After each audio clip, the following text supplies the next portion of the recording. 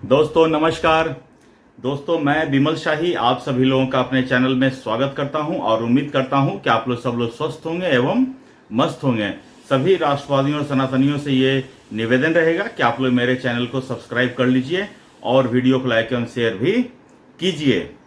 दोस्तों आज हम लोग बात करने वाले हैं तेजस्वी यादव के बारे में।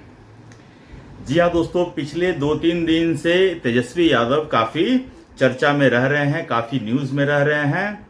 और तेजस्वी यादव जिस जल्दीबाजी में इलेक्शन कमीशन को घेरना चाह रहे थे या घेरने जा रहे थे, ये दाव एक्चुअली उल्टा तेजस्वी यादव के ऊपर ही पड़ गया।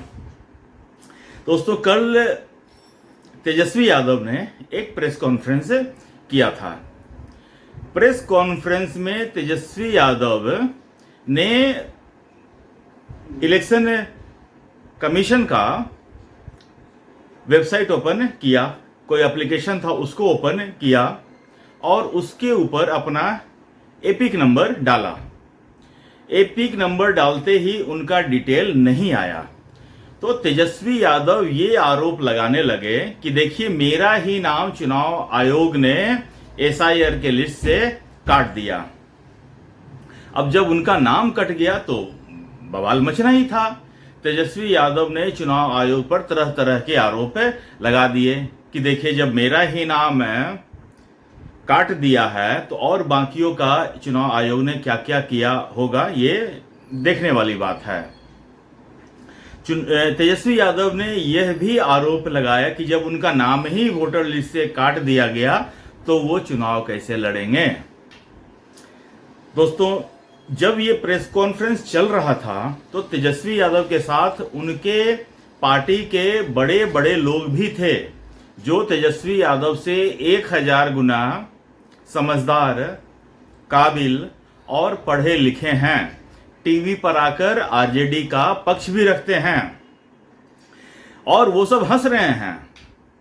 तेजस्वी यादव जब अपना वोटर आईडी कार्ड के बारे में चुनाव आयोग को घेर रहे थे तो इन्हें लगा कि तेजस्वी यादव ने तो बम फोड़ ही दिया है, अब तो चुनाव आयोग कहीं टिकेगा ही नहीं। राहुल गांधी कहते थे ना कि उनके पास एटम बम है, तो तेजस्वी यादव को लगा कि अगर राहुल गांधी एटम बम फोड़ते हैं, उससे पहले माहौल बनाने के लिए उन्होंने मतलब कि एक छोटा सा shorter version of atom bomb उन्होंने भी बनाया और सोचा कि वो फोड़ देंगे। लेकिन जैसे फिल्मों में नहीं होता है कि जो विलेन लोग होते हैं बम फोड़ते हैं और वो अपने ही पीछे फेंक देते हैं, बम वहीं पे फेंक देते हैं तो वो उन्हीं के ऊपर ब्लास्ट करता है। यही हाल हुआ कल तेजस्वी यादव के प्रेस कॉन्फ्रेंस में। चुनाव आयोग ने पूरा डिटेल के साथ उनका एपिक नंबर के साथ मीडिया के सामने रख दिया और कहा कि तेजस्वी यादव का नाम काटा नहीं गया है। अब दोस्तों देखिए, जब तेजस्वी यादव का नाम काटा नहीं गया है तो तेजस्वी यादव जिस एपिक नंबर को इलेक्शन कमीशन के पोर्टल में खोज रहे थे वो फिर क्या था। इसका दोस्तों मेरे हिसाब से 2 ही रीजन हो सकते हैं। पहला रीजन, तेजस्वी यादव के पास 2 वोटर आईडी कार्ड हैं। एक जो एपिक नंबर वो खोज रहे थे जिसके अंत में 20 है और एक उसमें जिसमें 2258 है।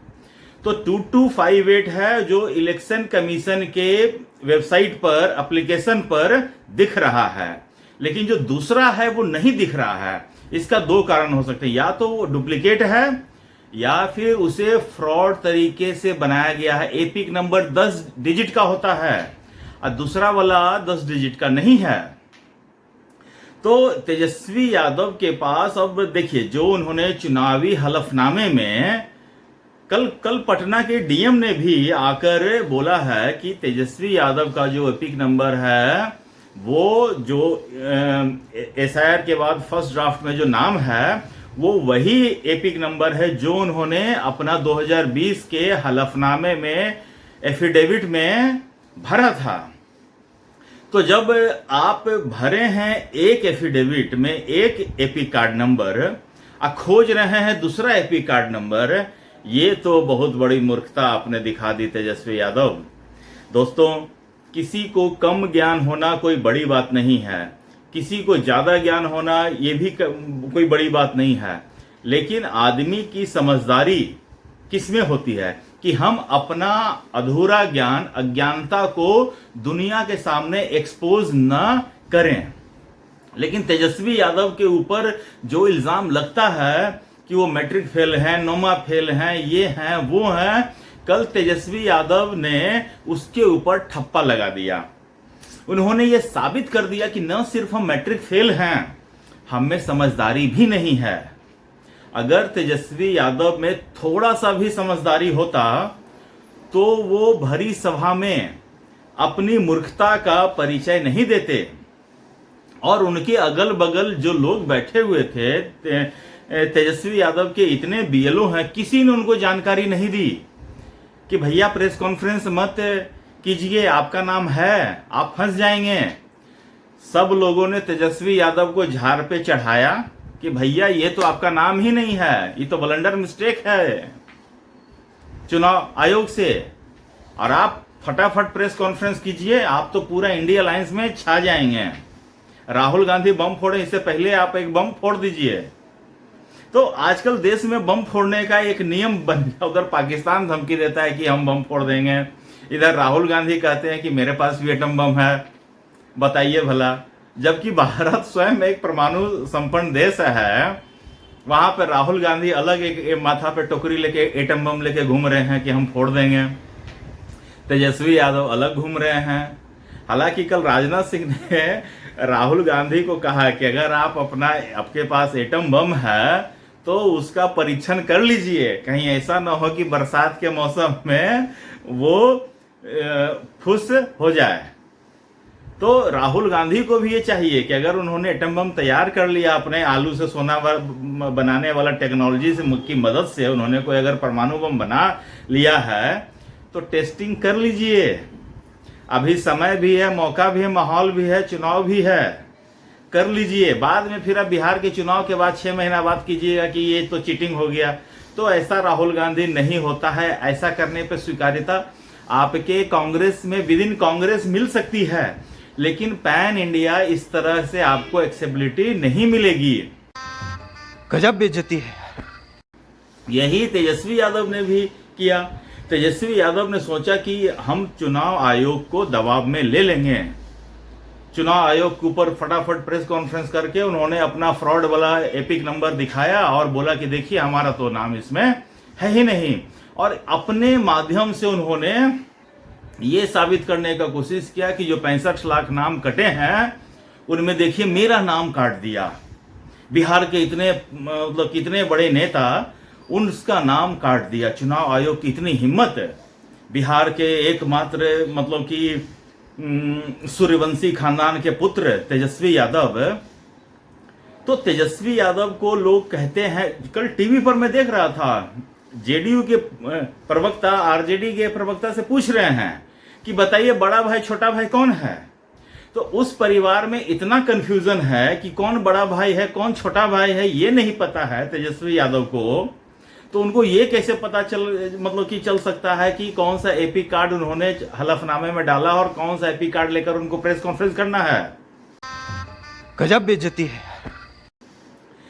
तो दुनिया में बहुत सारे आपने राजनेता देखे होंगे, लेकिन अपनी फजीहत खुद करने वाले तेजस्वी यादव प्रथम मतलब कि नेता बन गए हैं, जिन्होंने प्रेस कॉन्फ्रेंस करके अपने ही ऊपर मुसीबत डाल लिया है।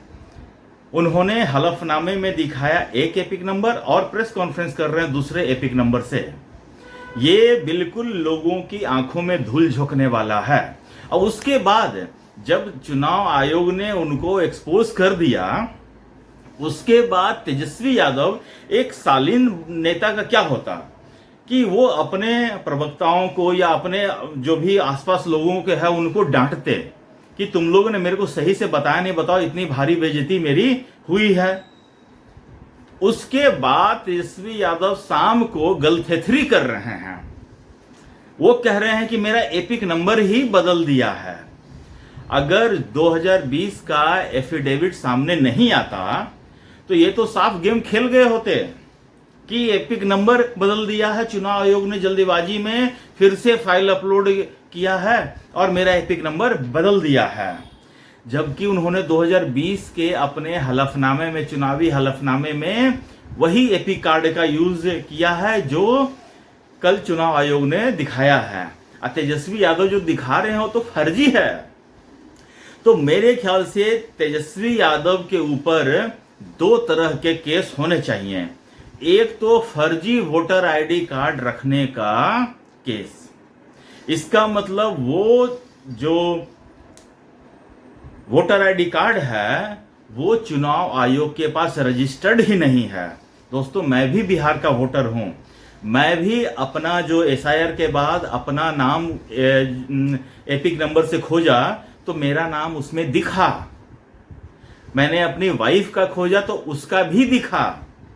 लेकिन अगर मैं गलत एपिक नंबर डाल के अगर खोजना चाहूंगा तो नहीं मिलेगा। कैसे मिल जाएगा? कुछ डेटा भी कुछ चीज होता है।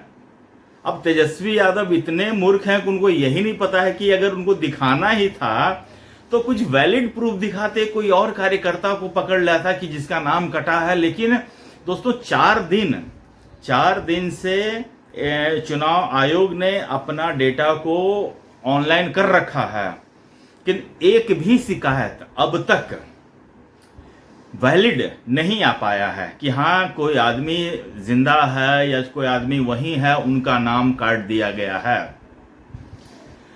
तो ये सारा चीज है। तेजस्वी यादव के ऊपर दो केस होना चाहिए। एक तो उन्होंने चुनाव आयोग के ऊपर गलत आरोप लगाया, पहला इसके ऊपर एक एफआईआर होना ही चाहिए। आप किसी के ऊपर बिना मतलब कि बिना कुछ सोचे समझे आप आरोप कैसे लगा सकते हैं बिना जांच पड़ताल किए। और दूसरा कि उन्होंने जो वोटर आईडी कार्ड दिखाया है, जो उनका एपिक नंबर था, वो फर्जी है। तो फर्जीवाड़ा करने के लिए एक और एफआईआर होना चाहिए तेजस्वी यादव के ऊपर। तो ये दोनों एफआईआर तेजस्वी यादव के पास चुनाव आयोग के द्वारा तुरंत हो जाना चाहिए। और तेजस्वी यादव ने जो मतलब कि मिस्टेक किया है, ब्लंडर किया है, ये जो कल का प्रेस कॉन्फ्रेंस करके, इससे 2025 का जो चुनाव है उनके हाथ से निकल गया है। दोस्तों, ये तो अब साफ है। अगर तेजस्वी यादव शालीनता दिखाते, अपने बड़प्पन का दिखाते कि हाँ एक नेता के रूप में इनको गलती स्वीकार करने की हिम्मत है, तो वो शाम को प्रेस कॉन्फ्रेंस करते और कहते कि हाँ मेरे से मिस्टेक हो गया है, हमने गलत एपिक नंबर डाल के सर्च करने का कोशिश किया है, हम अपने लोगों से पूछेंगे कि तुम लोगों ने हमको गलत नंबर क्यों दिया और हम माफी मांगते हैं। बस एक लाइन कहना था, तेजस्वी यादव उसी से बड़े नेता बन जाते हैं। लेकिन कहते हैं ना, छोटे मन से कोई बड़ा नहीं होता है। तेजस्वी यादव गलती करने के बाद उसको एक्सेप्ट करने के बजाय गलथेथरी कर रहे हैं कि मेरा एपिक नंबर बदल दिया है। तो ये गलथेथरी, तेजस्वी यादव की ये जो गलथेथरी है वो उनको भारी पड़ने वाली है। और अब तो वो 2030 का मतलब कि तैयारी करें। ये चुनाव उनके हाथ से निकल गया है।